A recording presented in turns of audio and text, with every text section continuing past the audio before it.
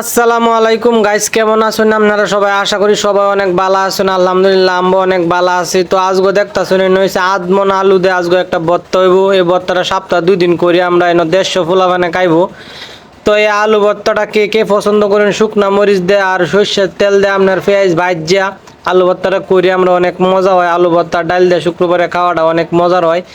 তো আপনারা কেলা কেলা এবার আলু ভর্তা খাইতে পছন্দ করেন অবশ্যই কমেন্টে জানান। যে তো আলু ভর্তাটা আমি কিভাবে করতেছি আপনারা দেখেন। এনে আলু দিয়ে ভালো করে চুলায় আবাদ হয়েছে আপনার এই হাতের এটা দেয়া তেতনিটাতে ভালো করে সেচ্চা লইতাছি। 2 ধাপে চেষ্টাছি। প্রথমে একবার সেচ্ছি, সেচ্চা হারে পরে আলু ভর্তাটা এক সাইড করে হারে পরে এবারে চেষ্টাছি। পরে মনে করেন যে এবার তো চেষ্লে হইতো না, হাত না লাগাইলে কাম হইতো না। পরে মনে করেন যে হাতে উঠতো কেচ্চা লইছি, কেচ্চে টেচ্চা হাইরে পরে মরিচটি লবণ দিয়ে ভালো করে কেচ্চা লইতাছি। ভালো করে মিহিন করে কেচ্চা পরে মরিচটি এটা উঠে দেওয়া পরে মনে করেন যে এটার মধ্যে যা ডলা ঘষা করণ লাগে আর রিবাদা ডলা ঘষা করবা মারি নইছে আপনার মনে করেন যে একবারে পুরা কাইটি সরিষার তেল, আধা কেজি তেল, আধা কেজি থেকে বেশি হইব। ভালো করে পেঁয়াজ দিয়ে লাল লাল করে ভাজ্য লইছি এনো, ভাজ্য আইরা পরে এটা ডাইলিয়া পরে মনে হয় যে 10 মিনিট পরে এটার উপরে যাতা যদি শুরু হয়েছে।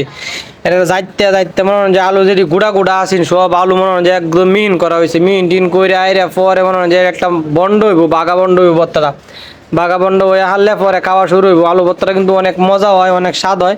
তো আপনারা কেলা কোন থেকে আমার ভিডিওটা দেবেন অবশ্যই কমেন্টে জানাবেন, আর অবশ্যই আমার আপনারা পাশে রাখবেন।